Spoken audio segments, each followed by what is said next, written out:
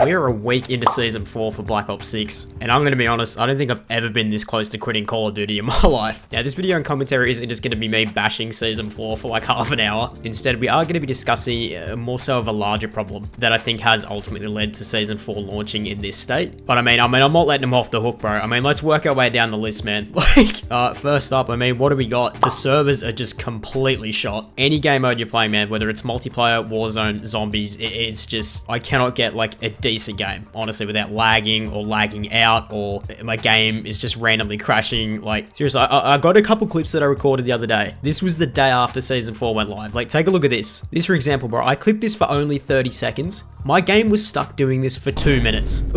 I don't know what I did, bro. I literally went into creator class and it just started doing this. And then take a look at this one, for example, bro. This one's my favorite, all right?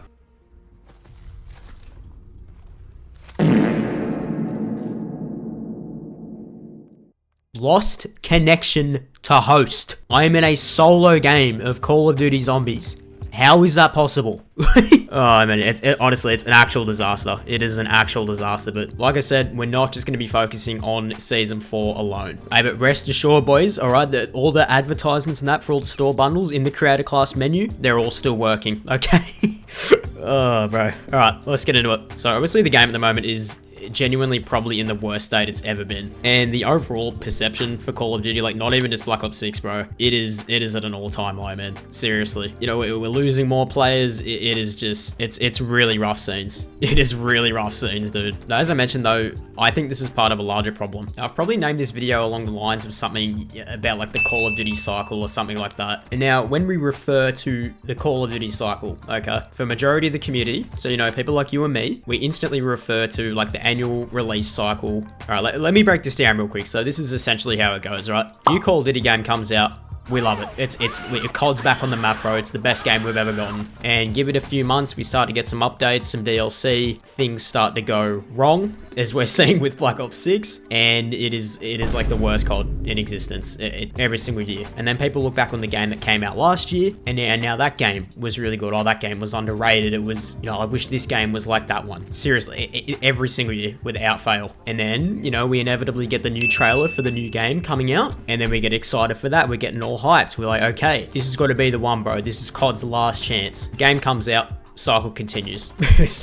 Now, I don't really want to focus on purely just the annual releases and all of that, like that sort of side of the cycle. I do believe that Call of Duty could genuinely benefit from taking at least 1 year off and just giving these studios a chance to kind of reset and just like breathe.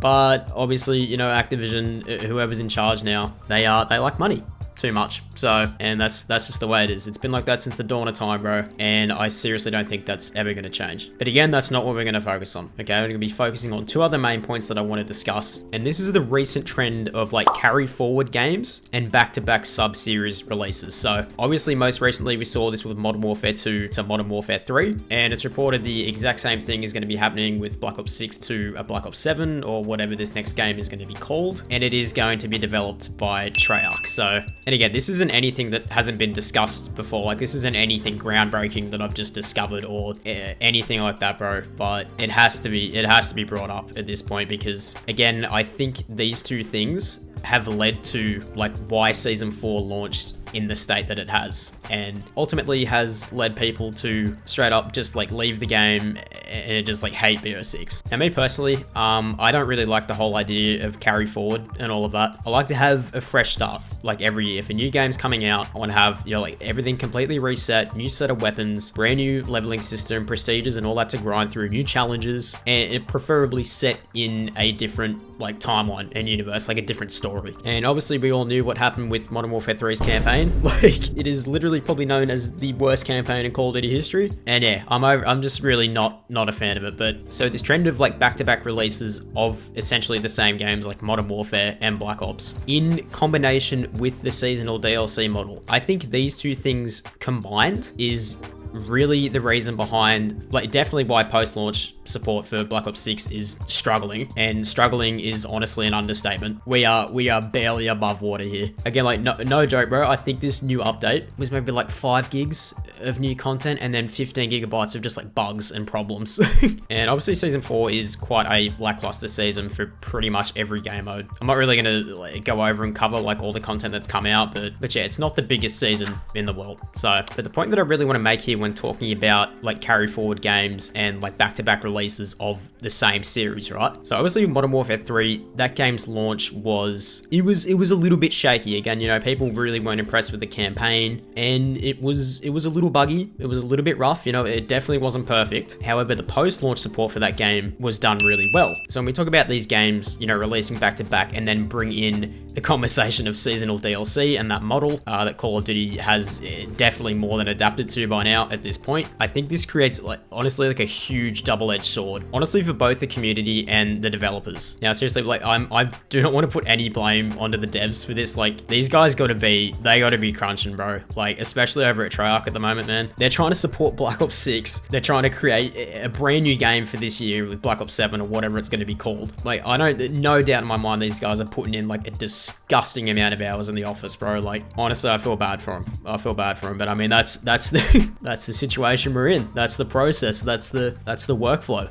that we got at the moment. So from the community's point of view, what I feel like is it's either the launch of a new game is going to suffer, and I'm talking about like on this model, right? So let's take Black Ops 6 and this next game as an example. So Black Ops 6's launch genuinely was like really good. Reportedly, it was one of the biggest launches in Call of Duty history, and that is just objective, like it's been reported on. Though where I'm concerned now is we are seeing that the post-launch support is struggling. The content that's coming out isn't the best, you know, especially here with what we can see with season 4. There is a clear struggle in development, and I seriously think that is just coming down to the time. And even like I made a video on this a couple of weeks ago with season 3 and then season 3 reloaded. Like the whole 420 event was literally like 2 weeks late, which I think only just supports this even more. There's a clear like struggle with deadlines and that here. Like season 3 was actually like, it brought a lot of new players back, obviously on the Warzone side of things with Verdansk and whatnot. I had my issues with it that I raised in those 2 videos. So if you want to go check them out, feel free. But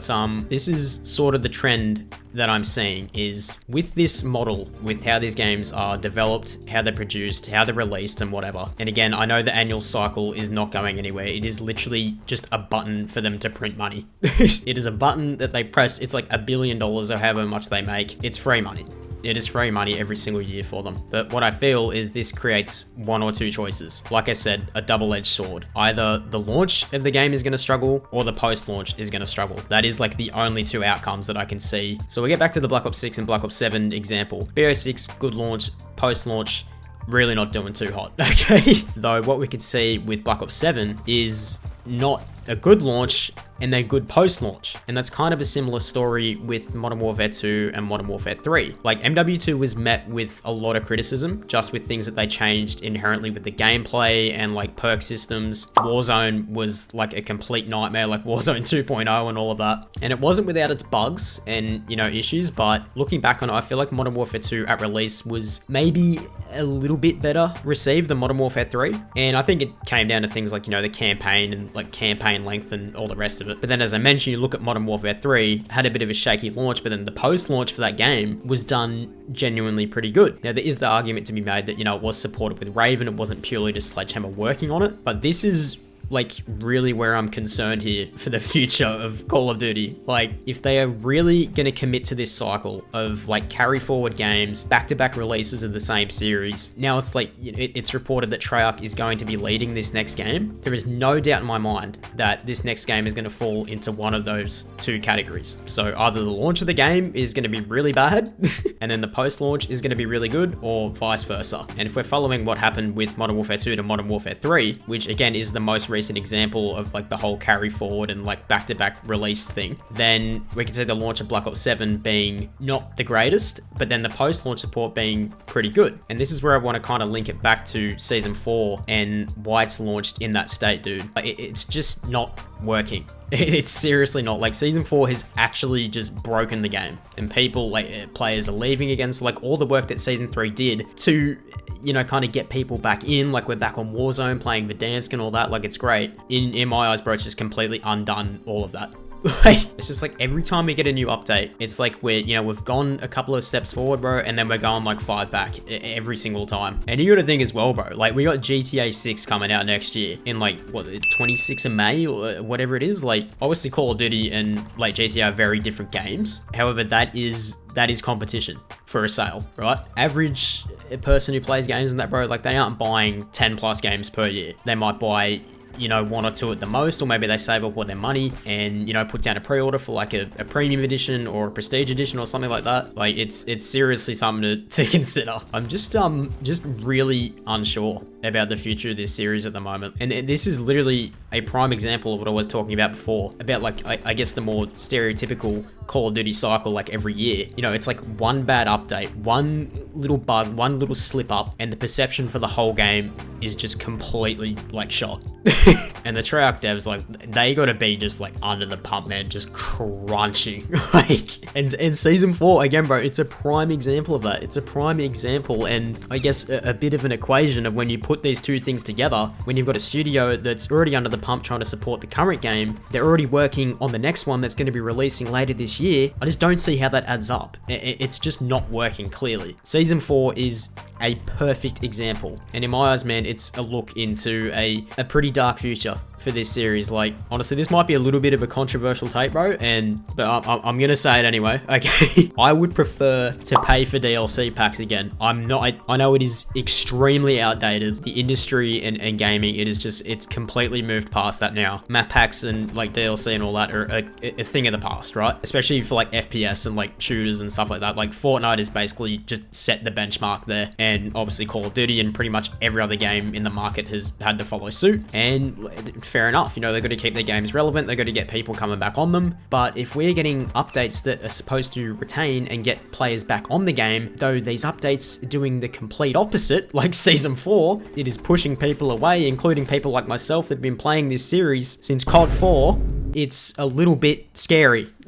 And again, I don't purely just want to focus on Season 4 and its issues and whatever, but I mean, like, come on, bro. We have literal advertisements in the creator class menu. The priorities at the moment are completely upside down. Like, the game is not in a functional state. I am running into issues literally on average every couple of minutes. I can't create a class without getting kicked back to the main menu. My game is just randomly crashing. I'm lagging out on my own solo game. Like, it just doesn't add up, bro. It doesn't add up. It's just a complete mess. Honestly, that is the best way I can describe this whole situation. And I just don't think, like, carry forward and these back-to-back releases, it is benefiting literally no one. Like, obviously the studio is completely under the pump. They're struggling to support the current release. They've got to work on a completely new game. Then they've got to work on seasonal content for that game. I don't doubt they're already, you know, storyboarding and putting together the next game. It's just, it is not working. This is not working. This whole cycle, man, it's vicious, bro. Honestly, that might be the title. I haven't came out with the title yet. That might be the title. It's dangerous. It's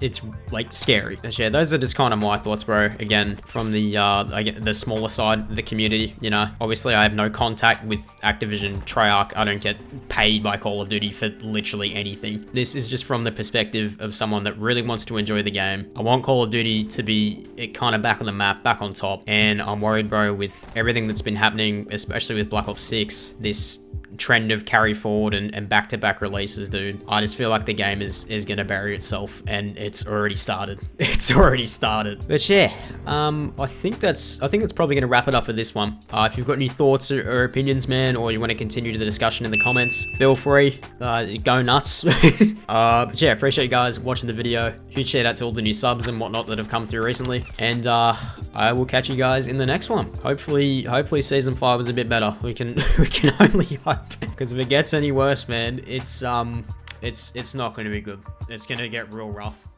Really rough.